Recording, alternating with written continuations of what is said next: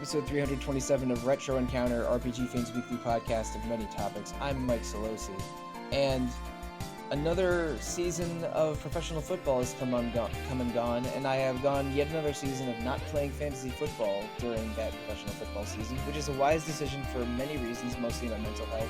And I've replaced the hole in my heart that fantasy football has left me with by doing fantasy drafts of video game characters on podcasts. So this time, because there's a lot of hype surrounding Pokemon Legends Arceus, the RPG fan staff is very excited about Pokemon the past few months, and we are ready to catch them all in fantasy draft form. So who is joining me on this version of Pokemon League?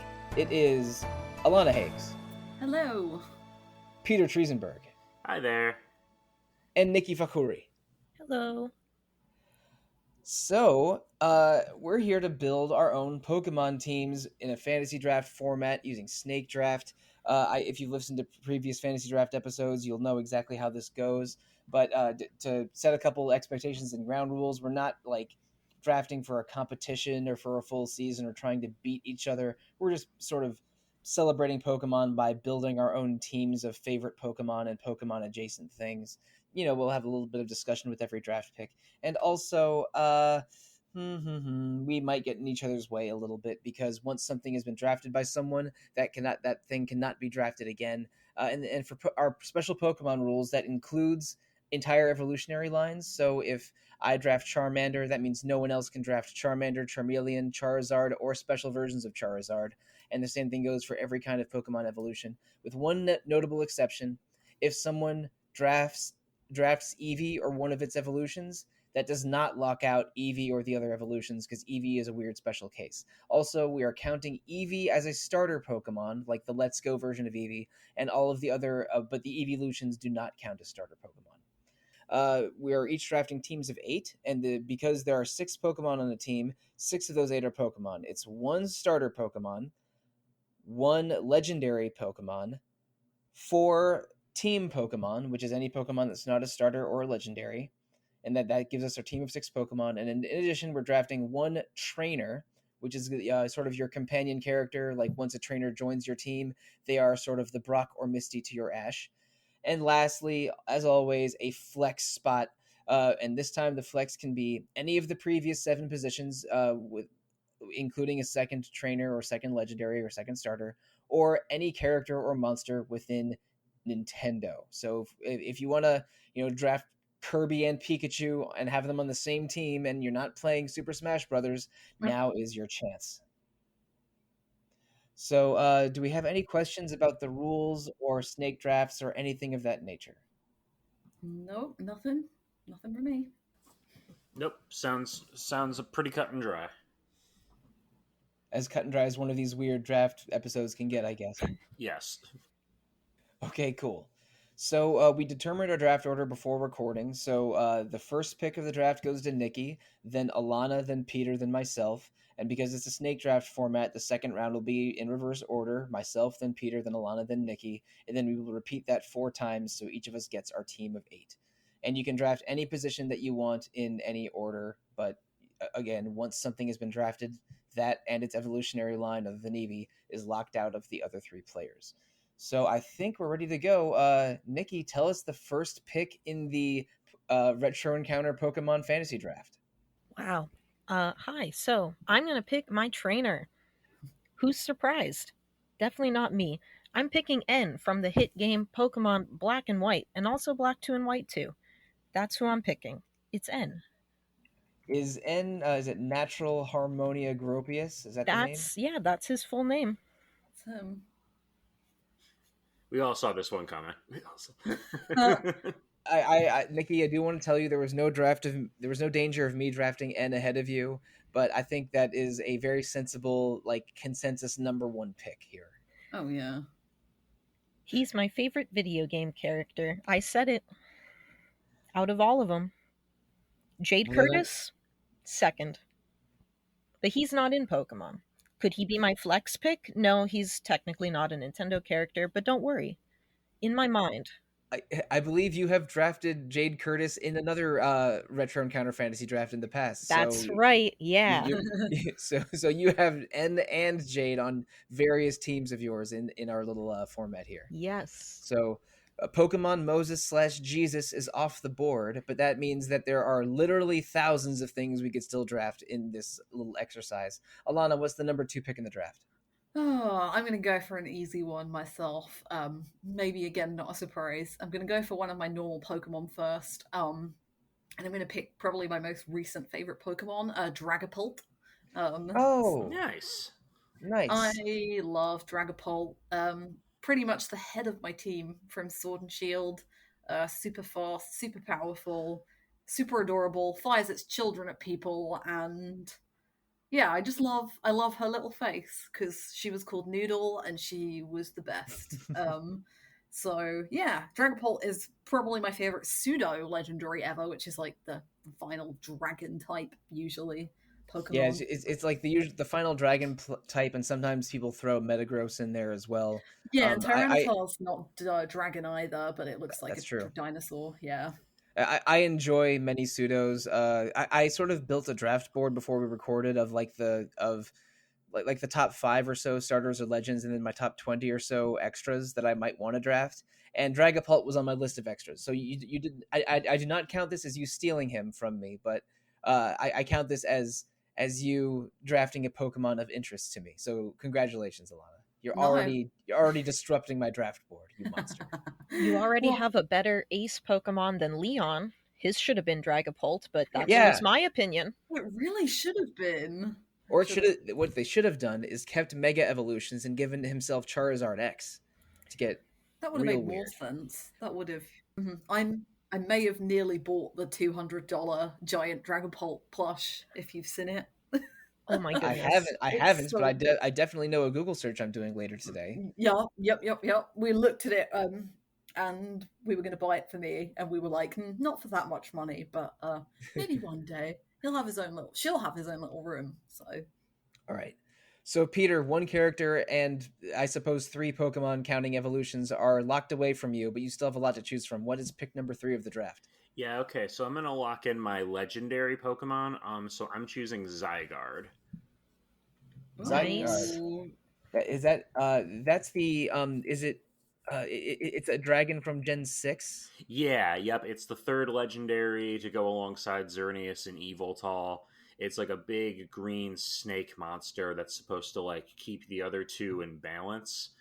Right. Okay, I am thinking of the right one. Is that the one that has like 4 or 5 versions that change as you sort of evolve it? Yeah, Right, okay. in Sun and Moon, you had to like collect little cells of Zygarde that are like, and then they form together to form the creature. So there's like 10% That's what I'm form, thinking of. Yeah. 50% Okay. form, and 100% form.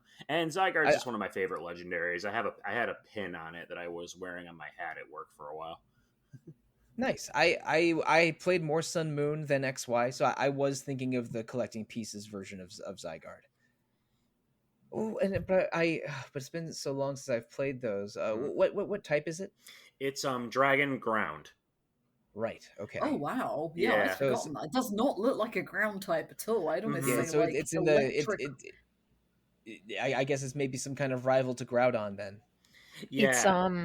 It's so Yveltal is flying, so it's immune to ground, and then Xerneas is a fairy, so it's immune to dragon. Yeah. Okay, that makes So sense. yeah, so the XYs can counter the Z pretty well then. Mm-hmm. Until it turns into a giant mech. Yeah, its final form is just absolutely ridiculous. And I'm still disappointed we never got a Z version. Kalos was cool. Oh, I'm gonna cry. Oh my god, I'm gonna cry. Why didn't we get that? Oh my gosh. We at least the Omega Alpha remakes of Ruby and Sapphire were pretty good. Yeah, those are I pretty agree. good. But Yeah. I wish that Gen 6 had gotten a little more love. I don't love X and Y for their story and execution, but they did add some pretty good Pokemon, and I love Mhm. Mega Evolutions. I wish again I hope this doesn't become a broken record. I wish they'd expanded Mega Evolutions rather than give us new gimmicks in Sun Moon and Sword Shield. Yeah, you and me both, buddy. That's behind us. I have 2 picks in a row now, and I'm very relieved that I get to draft 2 of my favorite Pokemon right now, because I would have been a little sad if I didn't get one of these. I am going to draft with the number 4 overall pick, Snorlax, my favorite Pokemon of all Saw it time. coming. The I round I lad. I love Snorlax. He is so round. He is so strong. He a bear or an alien? I'm not sure. I accept either. But now he is on my team. I don't know if I'm going to go old school red blue Curselax or the classic gold silver sleep talk rest earthquake return Snorlax. There's so many ways to go, but I love Snorlax and he's on the team. And okay, I have a surprising amount of freedom here. Who do I want to draft next? I am going to draft a companion character, so my trainer, and this is maybe the trainer that has given me the most trauma over the years, and I also low key want her to step on me. Oh I am God. drafting Cynthia from Diamond and Pearl. Yeah, yep, that tracks. She's cool. She's strong. She's an archaeologist, and she owns a summer home in Unova, and I kind of dig all of that. So on the team she goes. She's cool. She's definitely like the most impactful champion. Well, Leon was pretty. I like Leon as well, but I think between oh god, Lance and Blue and yeah, she's definitely like the most memorable. I would put Steven up there as well. I mean, But I would put Stephen up there as well, but I know a lot of people wouldn't. I like Stephen a lot for similar reasons, I suppose, but he doesn't have a summer home. But yeah. It's Caitlin's, though. I'm not saying Cynthia can't step on you, but Cynthia and Caitlin are kind of, Oh, yeah. I think, maybe they're holding hands. it's Yeah. fine. She can join me on my Pokemon journey and still step on me and hold hands with Caitlin. Yeah, exactly. All of this can coexist gracefully. Exactly. Extremely lewd hand holding content. She definitely has like the coolest Pokemon team out of every champion, I think. Her team absolutely rules. I almost drafted one of the things on her team instead of her. But like she again, I struggled against her at first, finding hitting her in diamond versions, and so she comes across as one of the coolest and most impactful champions. And I like if someone else had stolen Cynthia, I probably would have gone for Steven or a certain other gym leader, but I won't say exactly who. But it's not my pick anymore. Peter, it is time for your second round choice. Okay, I'm gonna lock in my trainer as well. And my trainer pick is Gloria, who is the Sword and Shield female main character. Oh, okay. I really, really like her design, and that period of time when everyone was making memes about her, being like the Pokemon trainer who's like yelling and swearing up a storm at everybody, was great, and that's kind of the energy that I want. They decided to make her Scottish, so they gave her like Scottish Twitter commentary. That's what it was. Yeah, where she's just yelling about like the wee Pokemon. I apologize to Leona. Yeah, all right. I'm glad that you stopped your Scottish accent there, because much more, and the episode would have ended prematurely. So Gloria is now off the board. Alana can save her trainer companion pick for probably 8th if she wants, because there's no danger of hers getting stolen. But Alana, it is your pick next. What's going to be? Yeah, I'm going to save mine. So I'm going to punt my starter. I'm going to go for Totodile. The little croc boy, my favorite starter of all time. I do love Feraligatr as well. Obviously, like I'm nabbing Feraligatr is part of that. It's just like I don't remember what my first starter was. I think it was Pikachu, because that was the very first Pokemon game I played was Yellow, and then I think it was Blastoise. But like I've always had a real affinity for Totodile because of the anime and just how like hyperactive he is and how much he likes splashing around, and he's just got a real fun energy to him. And yeah, I just think he's super adorable, and he's part of the reason I love Crocodile so much. But yeah, he's like generally a pretty good all-rounder Pokemon when he gets to Feraligatr, and pretty sturdy, a little bit slow, but pretty bulky, pretty good attack. So kind of good all-rounder, I suppose. So yeah, it feels like a perfect starter for me, really. I love him. Love the little dude. Totodile was really helped in Gen 4 when they separated special and physical Yes. attack a little bit, so he could get moves like Water Tail and wasn't hamstrung by a low special stat with, Yeah, which meant bad water guns. Good for Totodile. I know. He deserves everything. So, Niki, your draft board is very empty right now. You have all 6 Pokemon and a flex to choose, and you get 2 picks in a row. So what is the end of round 2 and beginning of round 3 going to look like? So I'm gonna get Hisui and Zoroark. Very nice. Which is really a good Pokemon. Okay, now I know Zoroark from Gen 5, but I Right. don't. What's Hisui and Zoroark like? Because I haven't played Arceus yet. It is a normal ghost type, and it's very like white and light gray with like red tips to the fur, and it's very spooky, and it goes hee hee hee like that. Normal Ghost means it's immune to Ghost, which is a very tricky, weird type change, and also immune to Fighting, which is one of Normal's weaknesses. That's an interesting type set. Yeah, I think maybe I don't know if it's only weakness is dark, but if it was, that would be funny because regular Zoroark is dark. I think that's true if my math is right. Yeah, I'm pretty sure that is right. Because normally it would be weak against Fighting and Ghost and Dark, but it cancels out Fighting and Ghost from the that is a fascinating typeset and makes me 1% more interested in buying Arceus when my video game budget is not interested in buying Arceus. So thank you for making my feelings more complicated, Niki. Yeah, the lore is pretty interesting. It like died out in the cold all alone, and so it became a ghost with like a vengeance against like everyone who abandoned it or something like that. Oh, so is it sort of like a Yuki-onna? Kind of, yeah. You can only find it in the Iceland. Mm-hmm. There is a Yuki-onna Pokemon, so it's probably not quite that story, but I would not be surprised if this is rooted in Japanese folklore somehow. Yeah.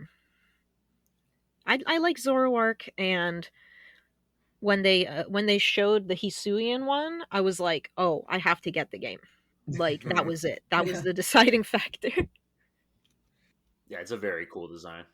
The first video that made me interested in Arceus was multiple people sending me a Snorlax encounter in Arceus, which is very big and very round and made me very interested. And using Hyper Beam on Ashawat. I think I sent you that video. Yeah, I think you were one of the people that did.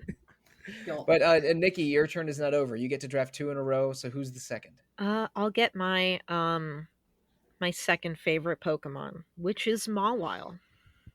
Ooh, I love Mawile. Mawile also got a boost in later gens because it went from being boring old Steel to Steel Fairy, slightly game breaking because Fairy type was a hell of a thing starting in Gen 6.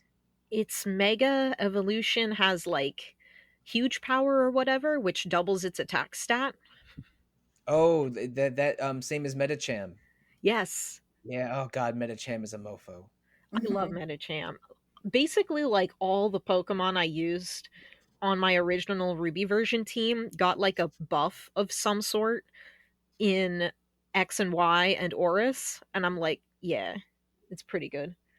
But I really love Mawile. I love Mega Mawile. I used it competitively, and I miss Mega Mawile. I still love Mawile, but I do miss Mega Mawile. Please bring back Mega versions. They were the coolest thing in Gen 6 and continued to be awesome in Gen 7, and I hope they come back someday. Yeah. Is that going to be the broken record recurring theme of this podcast? Because I'm not against it. I would like to see Megas somehow, but you know. I'm not sure how they would even make a Mega Snorlax. Like go even rounder. I mean, just that's becomes a pancake. For its G-Max form, Snorlax literally just becomes a park. True, yeah. Yeah, it's just like an island with like trees on it. Yeah. Or a planet with real gravitational pull. Oh yeah. Finally. It becomes like psychic type, yeah. Yeah, thick fat evolves into thick atmosphere. Thick atmosphere. Okay, Alana, it is your draft pick now, and if you want to go with something with thick atmosphere. I don't know where I was going with that transition. Just please pick something and save me from my embarrassment. I might even lean into embarrassment because I was going to pick my legendary next. I'm going to pick Lugia, which is a big flying psychic type. Which Yeah. Sure is. Yeah, Lugia is my favorite legendary ever. Again, similar to Totodile, it's kind of more of a TV show thing because of the movie. Because Pokemon movie 2000 is the best one, and maybe the third one's also really good. Yeah, I just think it's got one of my favorite designs. I just really like how sleek it is. I like the pairing of flying psychic, but I also like the kind of water bent that it's also got going on for it. Yeah, I just think it's a really cool legendary after, like, I'm not really a big fan of most of Gen 1's legend. No, I like the birds, but I don't really like Mewtwo or Mew, which is probably, like, sacrilegious for Pokemon fans. And Ho-Oh's cool, and the legendary dogs are cool, but yeah, Lugia has just always been, like, right up there for me. So, yeah, it's my favorite legendary, so... I've got, like, lots of special attackers. Well, no, I haven't really. They're kind of, like, weirdly balanced, but... Team balance is a good idea for this. I am definitely going to try and have a lot of type diversity. Maybe repeat one type over the course of my draft, but I want type diversity and silhouette diversity in my team. But there's no specific goal any of us have to go for. And Alana's goal is evidently just go for go for your favorite Pokemon, whether it's rooted in childhood or recency. So yeah, there's no wrong way to draft, and your draft is looking pretty good so far, Alana. It's pretty different, yeah. I'm happy. So, Peter, it's your turn now, and you have anything to draft except for your trainer and legendary. So, what's it going to be? I'm going to do my starter, so I'm locking in Cyndaquil. Mm-hmm. I love Cyndaquil. He is a good little boy, and especially in Legends Arceus, now that he's Hisuian Typhlosion is out, and he has a Fire Ghost type with those cool little purple fire prayer beads around his neck, and I'm just like, yep, that's my son. Yeah, Hisuian Cyndaquil is amazing. Like, I saw the designs for all three of the starters evolutions, and I was like, 1,000,000% Cyndaquil. The minute I saw it, I was like, yeah, there's not even a choice. It's funny because Cyndaquil, yeah, oh yeah, Typhlosion. But yeah, it's funny because like Cyndaquil might be my least favorite of the original from Gold and Silver because I like Typhlosion more than I like Meganium. But I think Chikorita and Bayleaf are cooler than, I don't know. They're all so high. I say least favorite. I think that's my favorite starter trio anyway. They're all really good. Yeah. But yeah, and everyone saw the design for Hisuian Typhlosion, where he is so much more chill than the original version. Everyone's like, is he smoking a blunt? So, Typhlosion is my pick. Oh man, trying to pick a favorite starter trio is impossible for me. It would be like, I don't know, like what of the family pets I grew up with, all of whom I love unconditionally, is my favorite, because Pokemon is almost always really excellent at choosing their starter designs. Yeah, I haven't picked my starter yet because I'm hoping you guys will like knock out my choices, and you guys haven't. So I'm like, oh god, what am I gonna pick? There's a couple starters I'm going between, so I think I'm probably going to save my starter pick for later as well. It's my turn, I guess. I get two in a row. What do I do? I'm going to pick two of my team Pokemon. First of all, I'm going to go with my favorite Pokemon from Gen 4, and that is Lucario. Mm-hmm. Mm-hmm. Lucario is awesome and powerful, and I love it. It's awesome in the anime and has story implementation in the games, and is in, I think it's in Super Smash Brothers and whatever the Pokemon fighting game was that Pokken Tournament. Pokken Tournament, right? It's like I knew it wasn't Tekken or Teppen, but it sounded like one of them. Yeah, so Lucario is the next pick. It's an awesome fighting steel type. So when they implemented fairies later on, it's like, oh, Lucario is a ready to rumble counter to fairy types. And after Lucario, I think I'm gonna go with my favorite Gen 5 Pokemon, which is not Sollosis, surprisingly. Oh no. Not Sollosis. I am, and don't worry, Alana, I am not drafting your beautiful ground crocodile either. Oh, okay. I am drafting Volcarona the Fire Moth, which is like beautiful and powerful and made me love fire Pokemon and bug Pokemon again. Let's go, fellas. It's Volcarona time. Yes. Volcarona absolutely rules, and the only thing that's not great about it is that you really can't have it until late in the game because it's sort of an end game, almost a pseudo legendary kind of Pokemon. Is it level 60 or 65 that Larvesta evolves? I don't 70 something? It's way down the line. Yeah, it's quite late, isn't it? Yeah. Volcarona. Gen 5 has so many good bug Pokemon. I love Gen 5. This might not be the last Gen 5 Pokemon on my team, fair warning, depending on how the rest of the draft shakes out. But yeah, I'm a big Volcarona fan. It's my favorite fire and favorite bug Pokemon, like across the board. Yeah, I have one of those things where you fill out your Pokemon, your favorite of each type, and I've got Volcarona here, and I'm like, yep. I knew someone was gonna get him, and that's totally fine because yeah, like Gen 5 has so many good bug types, but like, dang, Volcarona's great. Yeah, and you did probably similar to me. Like you have a board written out. It's like here's a bunch of Pokemon I want. It's okay if a couple of them go before I can pick them, but I want some of my list to be preserved. Something like that. Yeah. Because if I'm not looking at it, it's like, oh great, like there's like at least 20 different Pokemon last I checked. Lots to pick from. I very specifically remember when I was a night watchman in 2007 at a park between years of university. I was trying to collect all 493 in Gen 4. So I believe that you have more than 20 left to choose from. There's a few. So Peter, your options are not unlimited, but very vast. What is your pick in round 4 going to be? Yeah, so I'm going to lock in one of my Pokemon, and it pretty much has to be Espeon. Espeon is one of my favorite Pokemon. It has been ever since Pokemon Coliseum, where you start with an Espeon and an Umbreon. I remember that's when you star as the edgelord trainer that can steal Pokemon from bad people. Yeah, exactly. And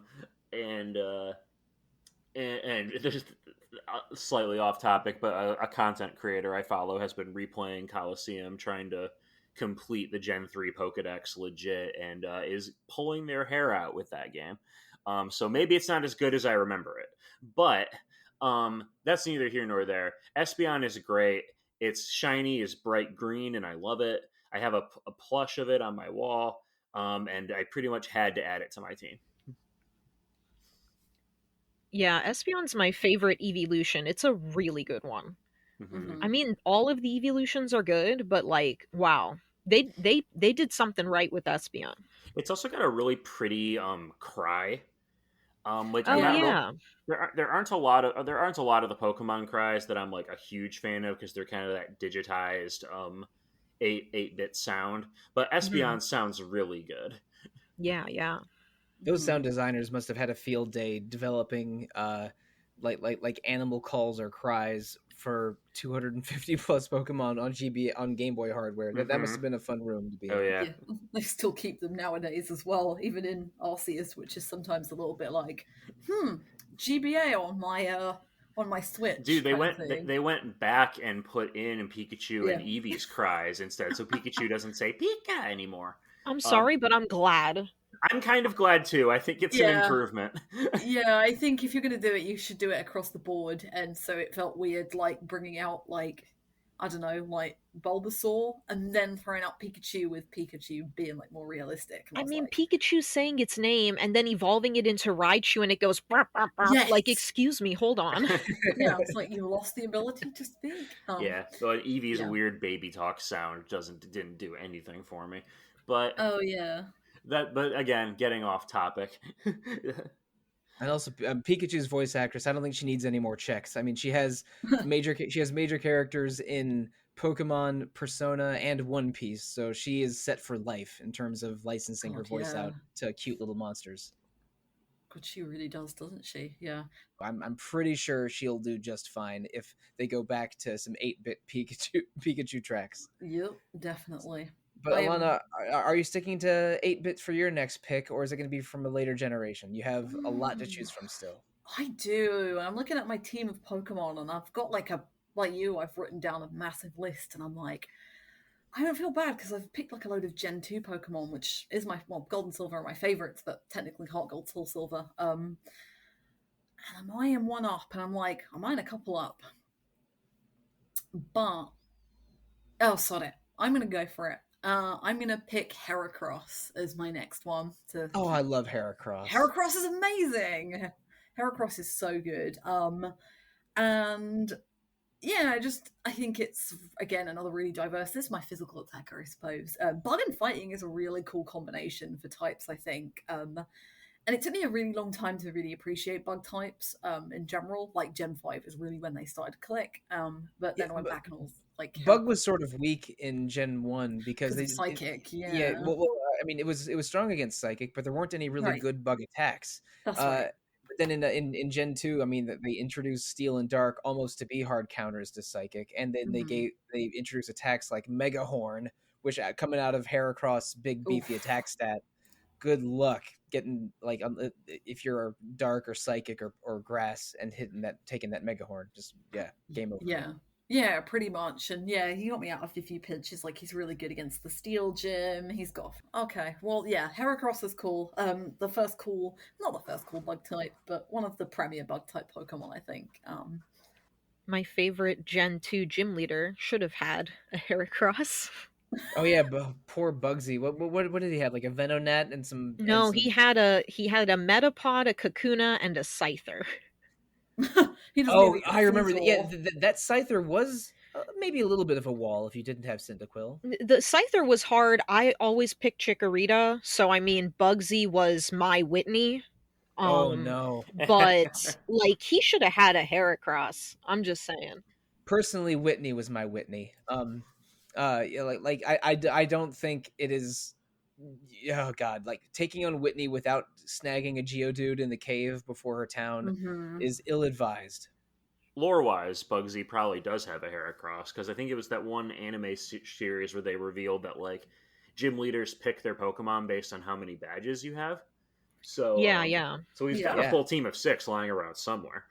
Oh yeah, and then that's why in the Champions tournament in Black, or I should say the Gym Leaders tournament in Black 2 and White 2, everyone has a lineup of level 50s ready to go. Yeah. I just wish he had like, Gen 2 Pokemon as a Gen 2 gym leader. Yeah. But I loved those the PWT tournaments in Black 2 White 2. They were so fun. I just did them over and over. So good. So good. But Niki, speaking of so good, your team is looking pretty good. You have Hisuian, Zoroark, Mawile, and you're backed by Natural Harmonia Gropius. But that's the guy. You have some more Pokemon to choose. Here comes the boy. Hello, boy. Oh my goodness, that's him. Oh man, who do I pick next? Yes, who do you pick next? I'm looking at like my little list of favorite Pokemon, and I'm like, who do I pick?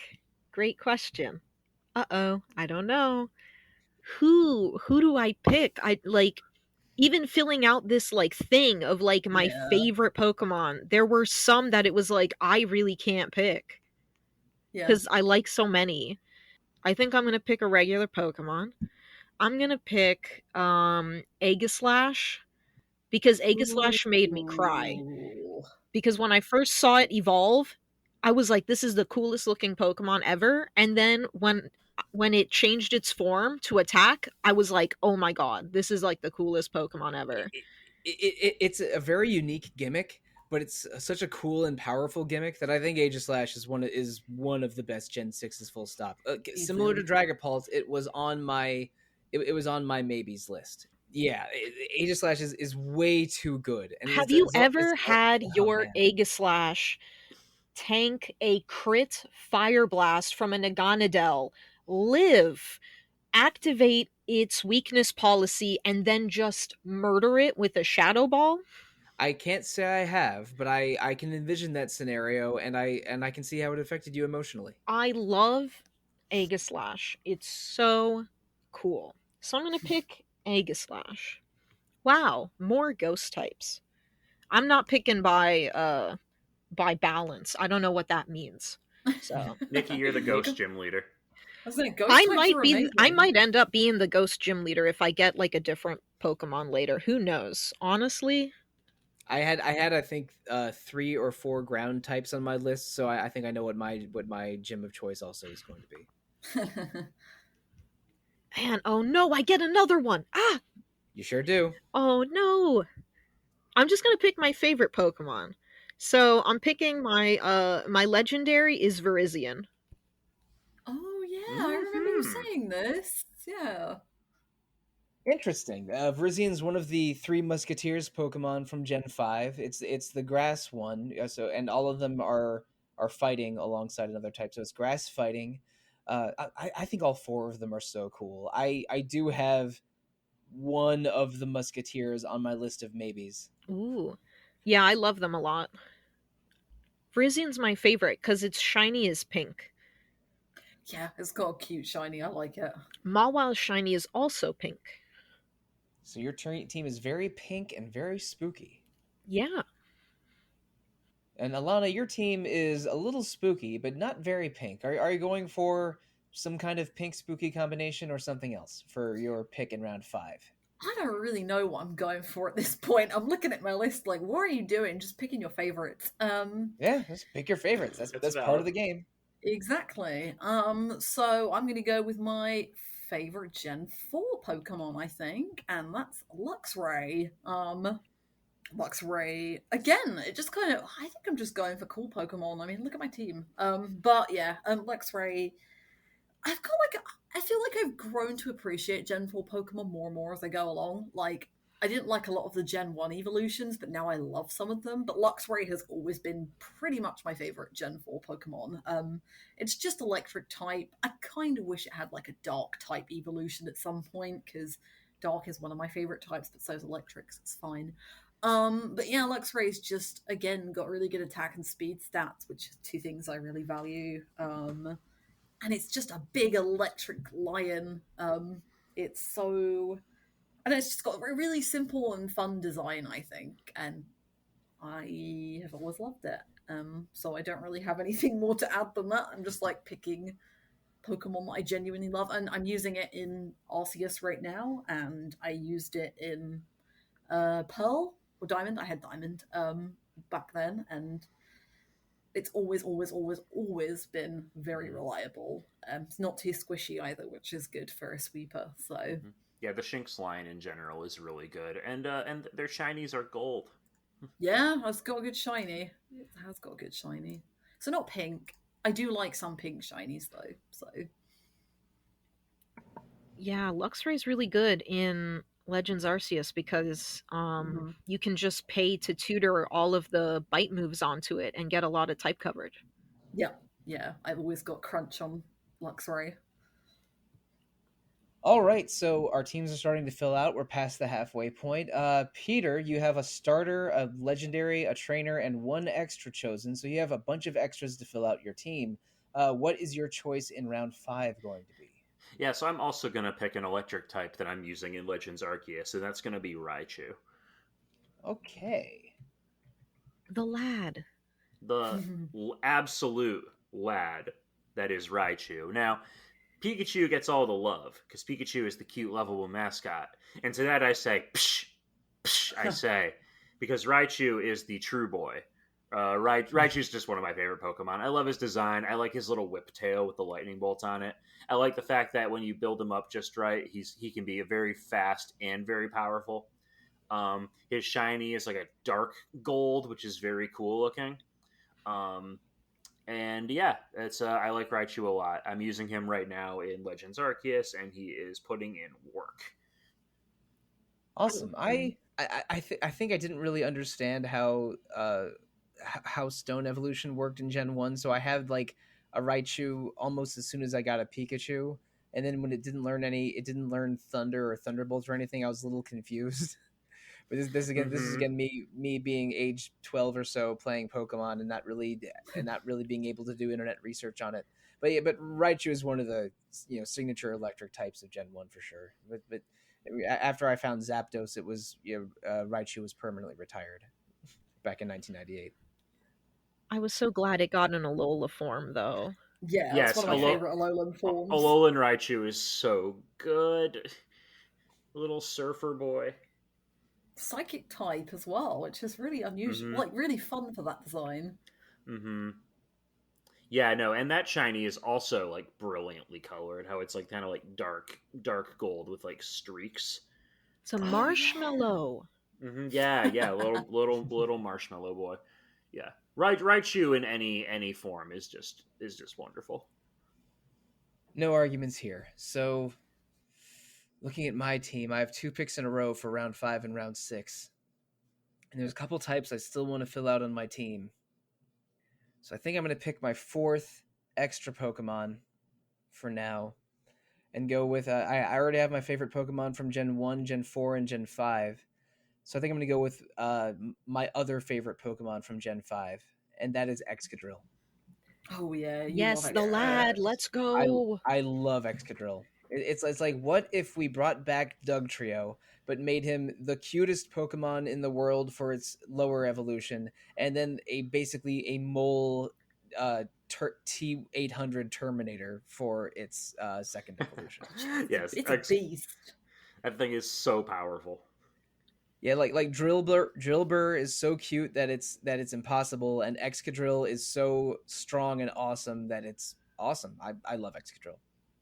It's one of my, like, whenever I do any team, I'll have at least 2 or 3 Pokemon with Earthquake in their moveset, and Excadrill is a great Earthquaker. Oh yeah, yeah. I've never really used it because I prefer, Ground Crocodile Boy as my ground type of choice. But Crocodile is great, and is great if you want a nice good old Crunch Earthquake combo. But Excadrill's got that.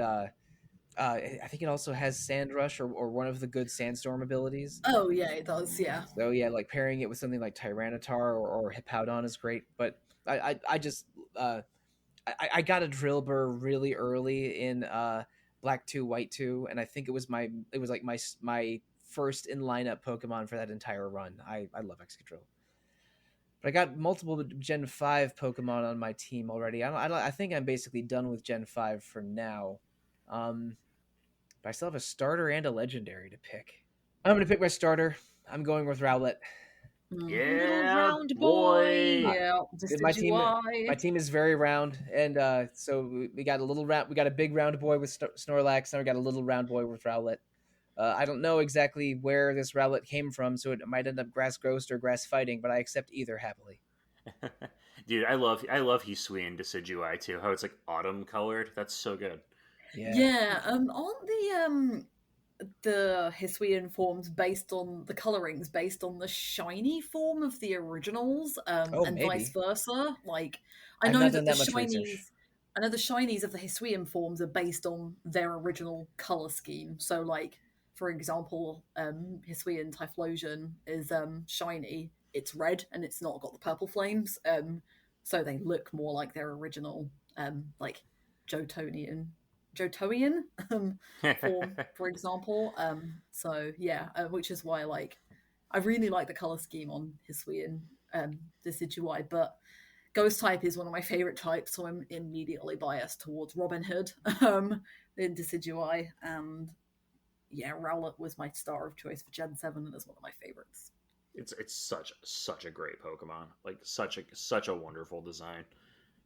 I loved Rowlet and Decidueye from my original run of Sun Moon. I guess mine was Pokemon Sun technically, and the fact that it's a Grass Ghost Owl Archer that can disappear into the foliage and shoot feather arrows at things. It was such a cool type and a cool design. I loved Rowlet and Decidueye way back in the day, and I think if I were to get Arceus, I think all of the starters look great, but I would be tempted to do a new flavor of Rowlet just because I loved Rowlet so much in Gen 7. Yeah, that was my temptation, but the final form swayed it for me. I like the color scheme of Hisuian Decidueye, but it's probably my least favorite out of the 3 evolutions. It's still really cool, and I like the feudal, like, because it's like got like a samurai hat and that. But yeah, a wide brim straw hat kind of style. Yeah, yeah. So it's cool. It's very different, which I actually really like. But yeah. All right, so that is my starter set. Niki has her almost full pick of the starters. If let's see, is 26 minus 3. You have 23 starters to choose from, so you're probably not in danger of I having am not in sniped. danger at all. Now I can't pick. Yeah, right now, but before you get to choose your starter, Alana and Peter have some more Pokemon to choose. Peter, it is round 6. You have 2 spares and your flex to choose from. So what is it going to be? Yep, so going on to my next spare Pokemon, I want Appleton on my team. Oh, Apple lad. I love Appleton. The big like The baked apple pie dragon boy. So Yes, good. he is this. I love in general the Applin line are some of my favorites.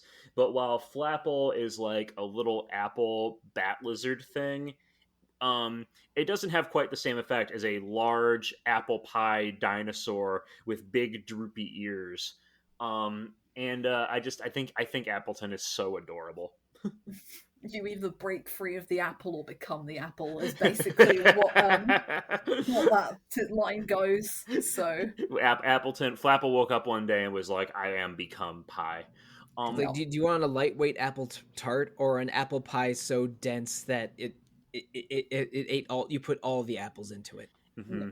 I don't like that the two of them share a Gmax form. I think that's lame. But at the same time, I can't really complain too much. My Apple Boy is like one of the best Pokemon on my team in Sword and Shield. So our preference for Mega Evolutions over Gmax forms is well established here. But I still prefer Appleton. megas, but a few of the Gmaxes I'm pretty fond of. That line has a really good shiny, doesn't it? Because isn't it just a green apple? It's a green right? apple. Yeah, it's so great. It's just so simple, but like, yeah, that works for me. It's perfect. You could have a yellow apple, but yeah. Yeah. I was trying to breed one before I got distracted. I might go back to that at some point. So Alana, you cannot draft a Steel Terminator Mole or a Big Boy Apple Dragon, but you still have many Pokemon available to you. It is round 6, and you still have to draft one extra Pokemon, your trainer companion, and your flex.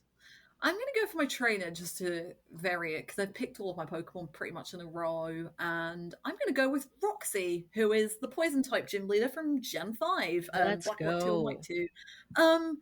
Yeah, there's some really good gym leaders in Gen 5 anyway, but I think Roxy is your second one in Black 2 and White 2 specifically. She's in one of the new towns that's built after the events of Black and White. And she's a poison type, and she's a rock star, and she has a cool attitude, a cool design, and she kind of fits in with my kind of like cool, spiky team, I think. So Roxy's going to be my companion, and we're going to have an absolute blast. So our selections of companions have been one protagonist, one gym leader, one champion, and then whatever the hell N is. All of those, well, not a gym leader. Is a rival champion, antagonist, villain man. Don't worry about it. I'm a little worried about it, but get yourself a man who can do all 18.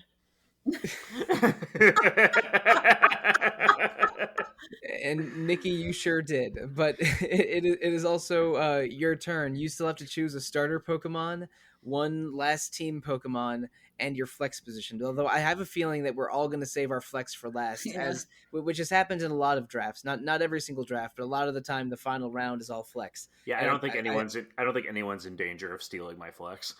There is a non-zero chance that someone steals my flex, so I do have a backup flex, but I will be shocked if both of them are taken before I get to go. But Niki, you still have 3 spots to choose from, and you get 2 picks in a row. See, so I have this problem now. I've narrowed it down to 2 regular Pokemon. One of them I really love and has a pink shiny.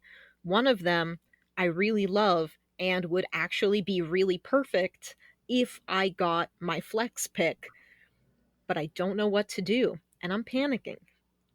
So you could use your flex pick on an extra Pokemon and save your starter for last. And since the other three of us have chosen our starters, you basically have free run of your starters. Oh yeah, and nobody picked any of my starter picks, so I have a whole bunch to pick from. Oh, I'm really sorry, Esper. I have to pick Chandelure. All right, Chandelure. I love Chandelure. I love Chandelure, yeah. Joining, what is it? Alolan Marowak and Hisui and Cyndaquil in the Fire Ghost Fire Club. Ghost, that's right. And isn't Chandelure's attack stat something insane, like 140? Special attack, I think, yeah. Special attack, yeah, that's what I meant. So, Chandelure also an unusual pick for Pokken Tournament. I was gonna say you can right? play him in the it's so fighting cute game. though. It is. I remember when the roster for that was rolling out, Chandelure had both of my eyebrows go way up. Right? What ghost Pokemon would you pick over Chandelure? Like Gengar, maybe? Gengar's in it though. Gengar is in it, Oh, yeah. never mind. Gengar. Another illustration that I have not played Pokken Tournament. Actually, Decidueye is in it too, isn't he? Yeah. Oh, Yeah, he awesome. is. See, I didn't even know that, but I love it. Should I go out and check prices on Pokken Tournament? Maybe. It's been out for a while, so I do love Pokemon and fighting games. That is well documented. You would I think you would like it Sollosi. It's a good fighting game. For some reason Breaksen is in it. I do like weird niche fighting games. I'm probably the only person on RPGFan staff that has 40 hours into Tatsunoko versus Capcom. Yeah. Probably. Tatsunoko versus Capcom is, I think, like my third or fourth most played Wii game, which is a little insane to hear out loud. It's good though. It is good. But what's also good is Niki, we are in round 7, and you have the first pick of round 7. So your struggle is not over yet. Yeah. So I love Esper, but the reason why I picked Chandelure is because I did not spend most of 2010 and 2011 watching like Mads from Nico Nico Doga at like 144p, just to let Legends Arceus trample on my heart like it did. So my flex pick is gonna be Ingo.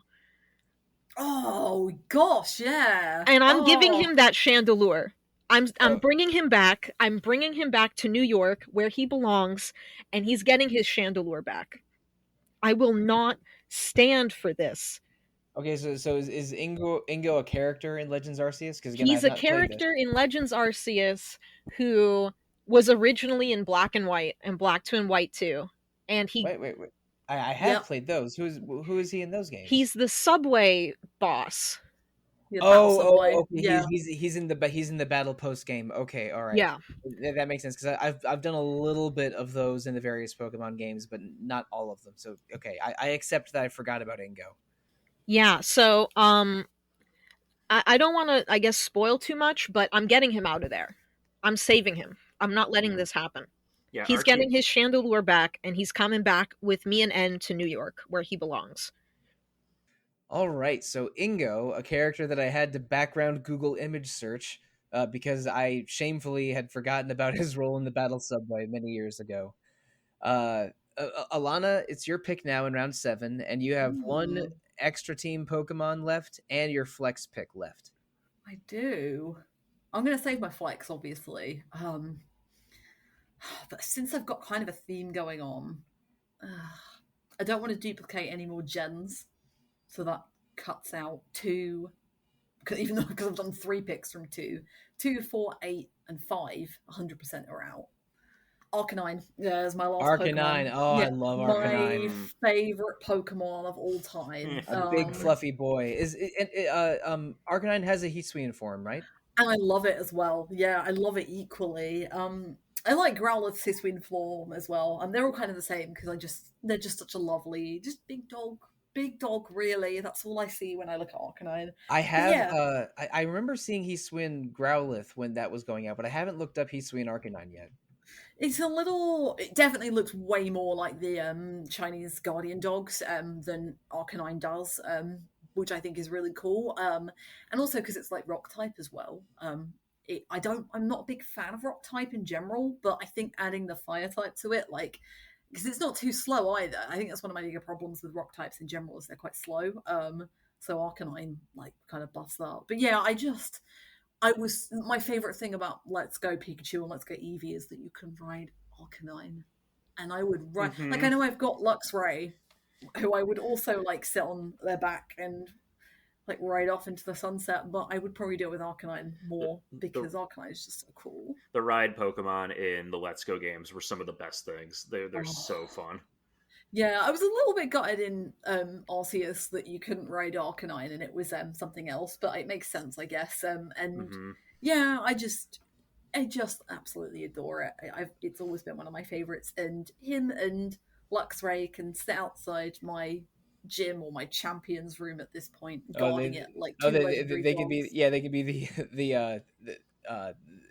the lion dog guardians. Yep, pretty much. So they have a little perfect pair. I know that the lion dog folklore is a little different in China, Japan, and Okinawa. They all have sort of different names. They're called, I think they're called Shisa in Japan and something else in China. But one of my favorite manga authors, Hiromu Arakawa, who wrote she wrote Full Metal Alchemist and a couple other things.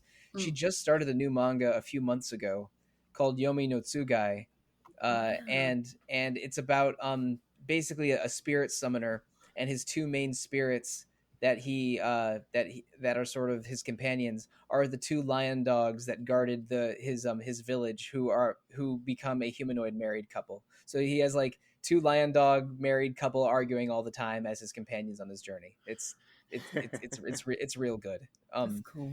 If you want to read the first couple chapters of a new manga from the writer of Full Metal Alchemist, it's Yomi no Tsugai. But we're not here to talk about 2021 Japanese manga. We're here to talk about a Pokemon fantasy draft. Peter, it is your pick. You have one Pokemon left and one flex pick left. All right, I'm going to pick my last Pokemon, and I'm actually very happy that no one has actually stepped on my toes at all for this draft. So my final Pokemon pick is Skarmory. One of my least favorite Pokemon to fight against. Yes. It is a super annoying wall, and even if you have a really good electric or fire type, it's still annoying to deal with. Yep, exactly. It is, especially the one on Steven's team in Ruby Sapphire gave me so much trouble when I was a kid. And I know that when Corviknight came out in Sword and Shield, everyone was like, hey, look, it's the cooler Skarmory. And to that I say, no. He is a pretender to the throne. Skarmory will forever be the one true Metal Bird boy and deserves a spot on my team. It is the Metal Bird boy. Nothing else to say here. Yeah. I do love Corviknight. I wish Skarmory had an evolution like a lot of Gen 2's got, and I really hope that it gets something eventually. I think it will. It would be cool if it got some love. Yeah, I absolutely love it. I think its design is really cool, really simple. I had one in my team in Gold and Silver the first time I played it, and so yeah, I really like it. Yeah, Skarmory is one of those who should have gotten a Mega, because if it got an evolution, you could put Eviolite on it. Yep. Oh God. Eviolite Skarmory sounds like a complete nightmare, because that would double both of its defenses, and it's one of the best defensive Pokemon in history already. Yeah, so it needed a Mega. Yeah, I could take that as well instead, easily. Just one day. I like his little tail. Yeah. I like that it cannot have its head go forward. Its head is always proudly looking straight up in the sky. Yeah. I like its cry as well, actually. I think it's got a cool one. Yeah, it's another one with a good 8-bit cry sound effect. Oh boy, Skarmory, that does bring back some memories. Mostly negative ones, because I was, when I was playing Pokemon way back in the day, it's like, okay, do I want one with a high attack stat or a high special stat? And Skarmory is neither of those things, and in fact lived to disrupt my incredibly boneheaded strategies from 1999 or so. But I still have one pick left. Wait, no, I don't. I have two picks left. I have the end of round 7 and the beginning of round 8 to draft, and I have one legendary Pokemon and one flex pick, and basically neither of those has been interfered with at all. My choices in those realms. My big draft board of around 30 Pokemon. A couple of them got taken. Got my nothing that really got my feelings hurt. You know what I mean? Because like if I really wanted those, I would have drafted them in the first several rounds. I think I do want either a water Pokemon, a dark Pokemon, or a fairy Pokemon, and that still gives me, or a psychic Pokemon, and that gives me a lot of options in legendaries. A lot. You know, even though I did say a little while ago that I don't love Gen 6, I think I'm going with the big X deer from Gen 6 and drafting Xerneas. Let's Xerneas. go. Xerneas is Nice. amazing. Yes. Yeah, because it is kind of like the big deer god or like a Keelan or something, but it's just a really, really cool legendary stag fairy type that was with apologies to Peter and Zygarde, I thought the coolest legendary of Gen 6. I was going to say, you're coming after my lunch money with that fairy typing. But Xerneas is great. I chose, I played X version back in the day for exactly that reason.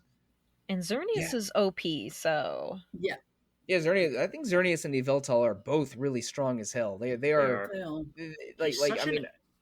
sorry to interrupt. He's such an elegant Pokemon. Yeah, I like a lot of the new Pokemon they added in XY, and I like Mega Evolutions. I just thought that the sort of character creation to closing credits experience of XY was a little weak. Like it just for some reason, like the setting and the story didn't do anything for me at all. But there was a lot of cool stuff in XY, and Xerneas and the starters I thought were good. And Hawlucha was one I almost picked earlier in this game. Hawlucha is good. Unsurprisingly. Hey, yeah. Game. But yeah, I'm going with Xerneas for my legendary with no regrets there. And so I still have my flex to pick, and I'm not staying in the Pokemon world like Niki did. This character is sort of your travel character in one game, but is like they pilot your airship or what have you. Not exactly, but something like that.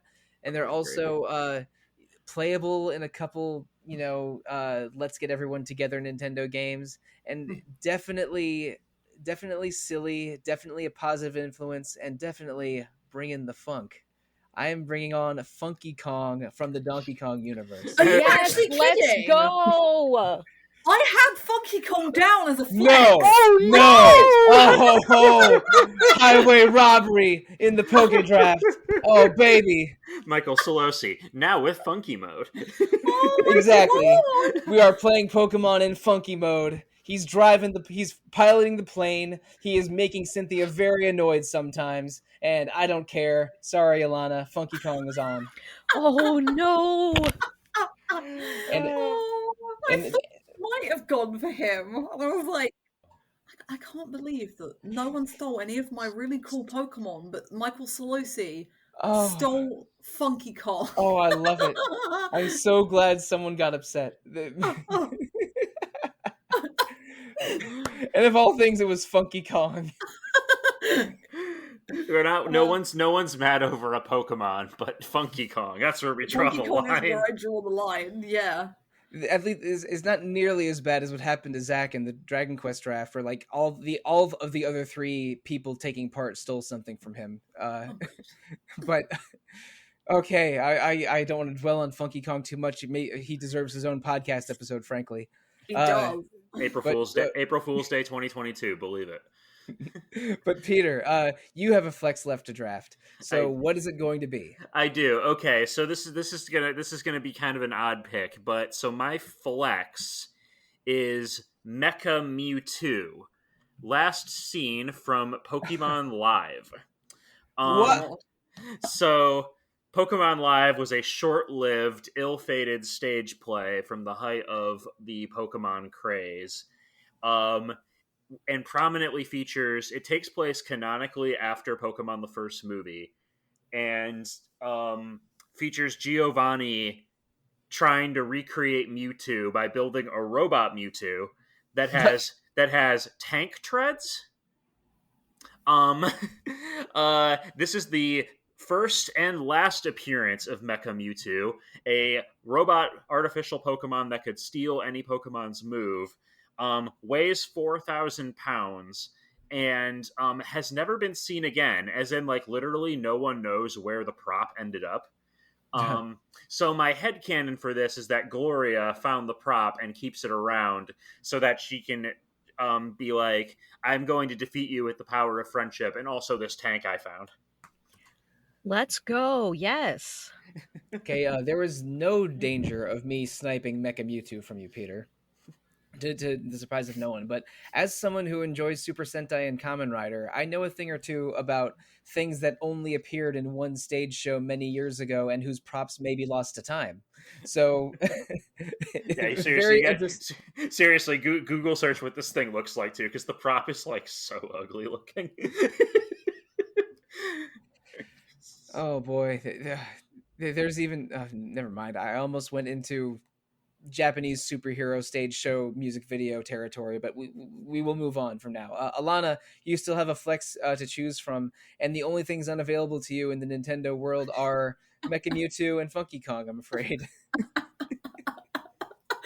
Really, in reality, Funky Kong wouldn't have totally fit with my team, and I'm not sure any of my backup flexes are actually, like, gonna fit either. Now, both of my picks are cute, in a way. But do we want some... There's two different things I can pair it with Roxy, my trainer. So do we want something that we think Roxy could bring out of its shell, or do we think we want something that could jam with Roxy? Ooh. My instinct is jam, but what did you think, Nikki or Peter? Yeah, my mind went first to jam. Yeah, I think I'm on the same page. Jam. All right. KK Slider is my flex for... Oh, let's go! Boy. What an excellent pick. Oh, man. Oh, KK Slider was not on my board, but it should have been. Well, I mean, I really should have picked Toxtricity at some point. It would have been more sensible, given that it's like a music Pokemon. Or Chatot, or something like that. But I just think that, like, KK Slider is a little more chill than Roxy and the rest of the team. He's a dog, so, you know, he'd get on with Arcanine and Luxray and stuff, and, yeah, I don't know. KK Rider is just totally cool, and would be a real great travel companion to calm everyone down a little bit, because I think we've got a pretty excitable team. But yeah, KK Slider is cool, and likes playing in cafes, which may become relevant at some point. And... just the best. He was my first alternative to Funky Kong anyway, so it kind of worked out. You can have yourself a time going on YouTube or similar and just finding fan arrangements of any song in the universe with the KK Slider audio set, because it's pretty excellent. It's fun. But Nikki, unfortunately, you cannot draft from the Animal Crossing or Donkey Kong Country universe. You need to stick with Pokemon, because the last pick of the draft is your starter Pokemon. So what's it gonna be? You know what? Okay. I have to make up for the fact that I didn't pick Esper. So I'm gonna go with the Fennekin line. Yay! All right, Fennekin / Braixen and Delphox. Right? Yeah. Which version of them is in Pokken Tournament? There's the been middle a lot one, of Braixen. Yeah, that's right. I remember thinking that was weird how they went with a middle evolution, because they almost, for Pokemon representation for starters, they almost always go cutest beginner or most intimidating final. But for Ivysaur in Smash Brothers and Braixen in Pokken Tournament, they went middle. Unusual choice, but also an interesting choice. But there's been a lot of Pokken Tournament discussion in this episode. I don't know. Yeah, I mean, Pokken Tournament has a lot of just interesting ones in general, like Suicune. You wouldn't normally think of like a quadruped in like a fighting game where everyone's punching and kicking, but yeah, very Amaterasu and Marvel vs. Capcom 3 vibes. Yeah. Yes. Yeah, I love a lot of Gen 6 Pokemon. I like basically all of them except for the Exodia one. What's his name? Binacle and Barbaracle. Oh god, yeah. Barbaracle does look a little bit like Exodia. Yeah, that's the he's Exodia. And he's okay. Obliterate. And I'm a little surprised that the person on this podcast that made a Yu-Gi-Oh reference wasn't Peter, but I welcome it. Hey, you know what? I'll take it. I do really like Fennekin. I love He's so cute. I have nothing against Tepig and Embor, like a lot of people seem to do, but I did appreciate that we finally got like a not fighting type slash fighting looking starter. Yeah, you know, this is a complaint that's been repeated on the internet 2 million times, but it is a little weird that for 3 gens in a row we got firefighting starters. Just like Blaziken and Torchic, absolutely awesome, but then there was some diminishing returns on that. And even though like Tepig is one of the cutest things in history, full stop, I was also very happy about the change to Fire Psychic in Gen 6 and Fire Dark in Gen 7.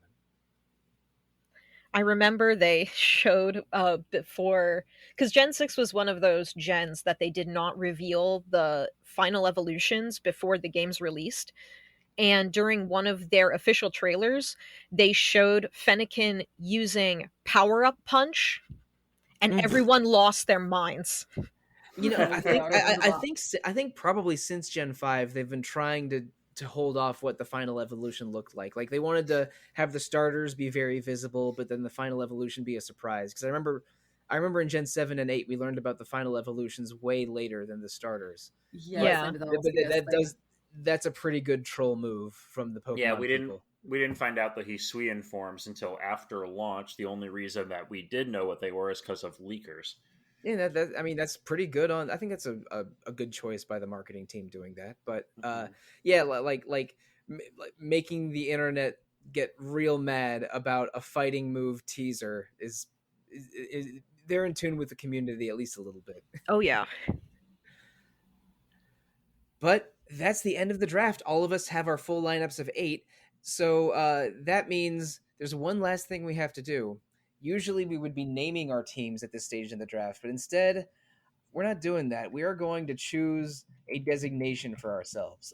There's a lot of designations in the Pokemon universe. People might remember youngsters from Gen 1, like Youngster Joy, who enjoys shorts a little bit too much. You need to give yourself a Pokemon designation, whether it's Gym Leader, Elite Four, Ace Trainer, or Youngster who enjoys shorts. But before you give yourself your designation, I'm going to run through everyone's team to give us a few minutes to think about what we've done.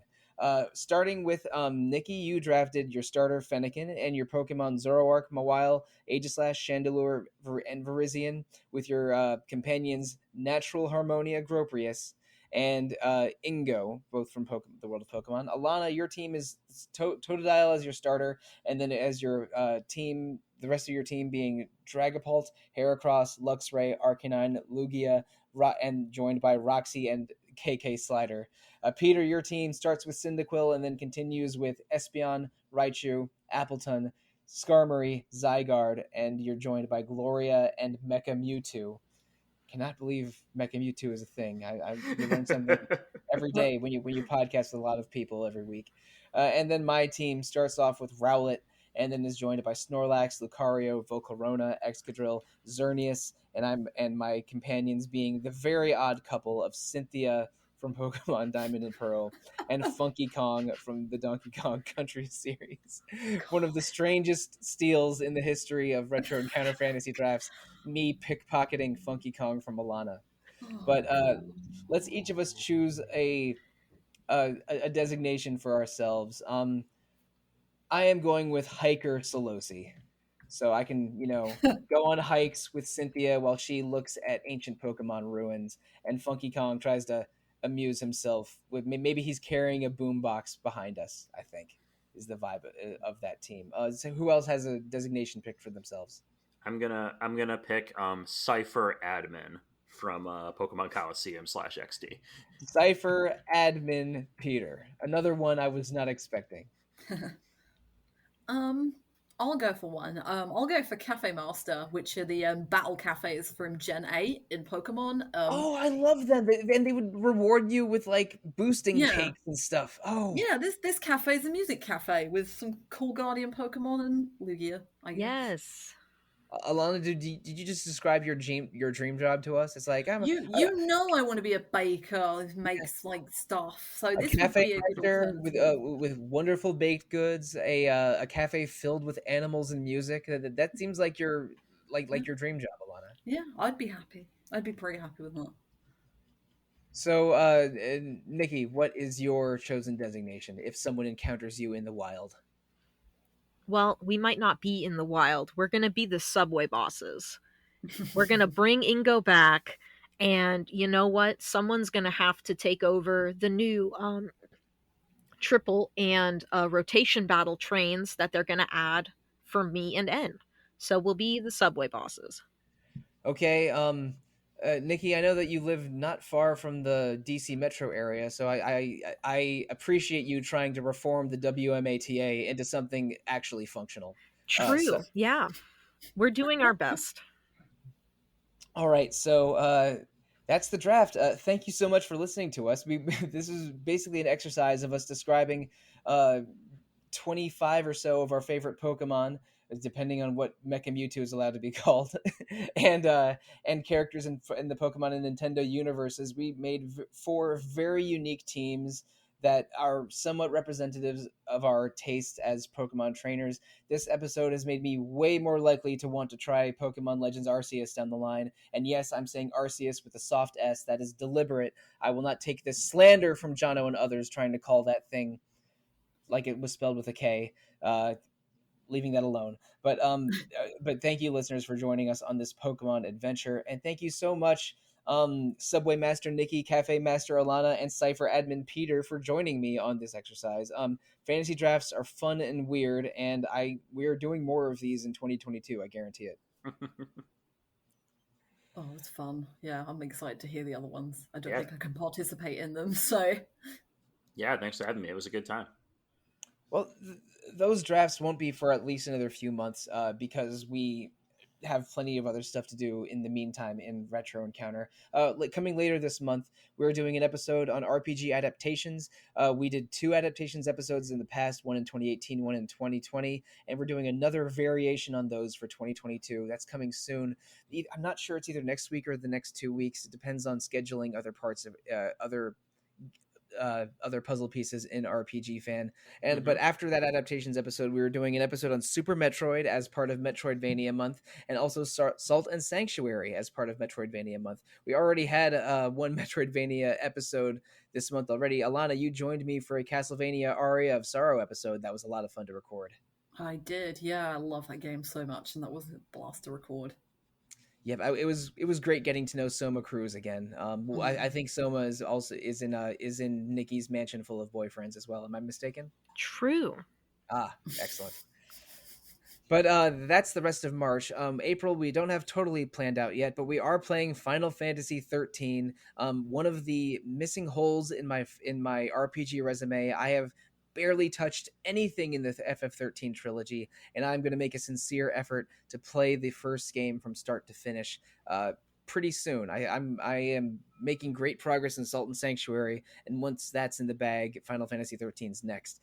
And I am simultaneously interested and dreading that because I've heard that Final Fantasy 13 is not always a smooth experience, but I will be able to report on that experience, rough or smooth, next month in April. But listeners, if you want to message us about Metroidvania games or Pokemon or game adaptations or Final Fantasy 13 or anything else, you can email retro@rpgfan.com. Also comment on rpgfan.com's boards, visit our Facebook page, our Discord, our YouTube, our Twitter, our Twitch channel, a whole bunch of stuff. Anything that's called RPG Fan or RPGFan.com is typically us. Please interact with us however you choose. You can also check out our 3 other podcasts.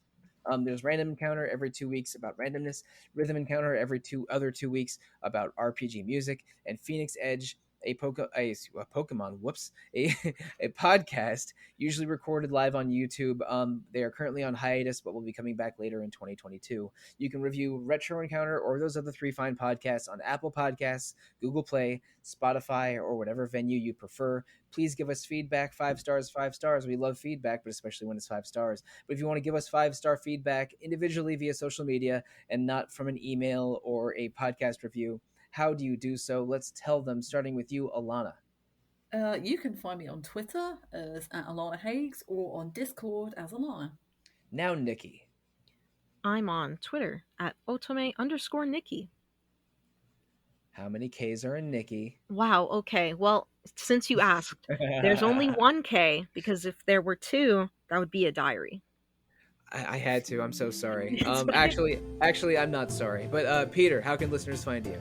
As always, you can find me at I Have Fury on Twitter. And listeners, if you want to find me on social media, the easiest way to do so is Twitter. I am at The Real Monsoon most of the time, at Evoker for Dogs other times, and on RPGFan's Discord, I am Monsoon Mike. So thank you so much for recording this draft with me, and thank you so much, listeners, for listening to this draft with us. Thank you. Good night, good luck, and stay funky.